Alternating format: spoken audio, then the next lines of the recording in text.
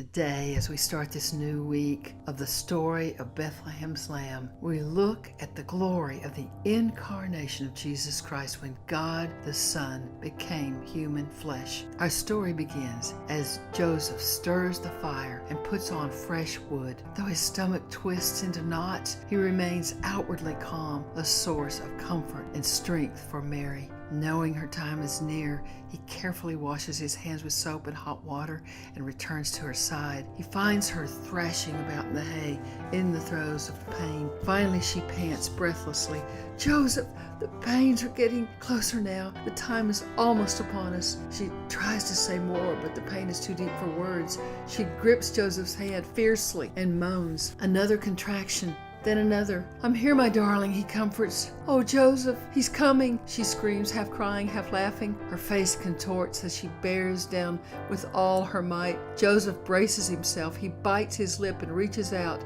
to guide the little head. He spreads his large hands, now shaking violently, but suddenly all fear fades, and he feels encompassed by peace.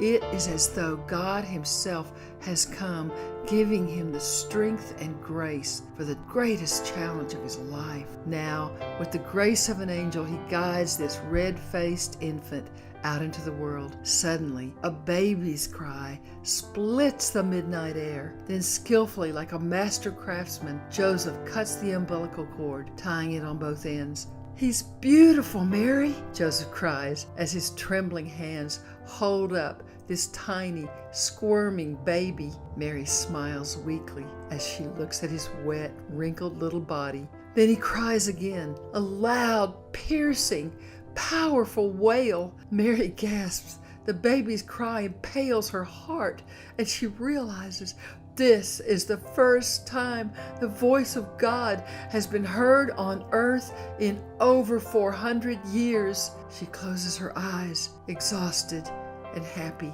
thinking of the wonder of God in human flesh. Oh yes, Mary, now at last the voice of God has rung through Israel again. Indeed, he whose cry tumbled galaxies into space now cries in his mother's arms. He who sprinkled the universe with gleaming stars now rests in a virgin embrace. He who gazed into the eyes of his Father now gazes into the eyes of a teenage Jewish girl. Oh, it's the wonder of the ages, the glory of the incarnation, God Himself enfleshed in human skin. The Creator has become a created being. He who filled eternity with His glory now fills a baby's flesh. He who made man is made a man. The infinite has become an infant. The shepherd of eternity has become a lamb. As Charles Spurgeon said, the infinite God who filled all things, who was and is to come, the Almighty, the omniscient, which means all-knowing, and the omnipresent, which means all places, actually condescended to veil Himself in the flesh of a creature. Yes, that God would stoop so low from the heights of heaven to the lowly depths of a stable staggers our senses. It brings us to our knees to adore Him with endless praise. It calls forth our highest worship as we honor the one who came down to earth as Bethlehem's Lamb.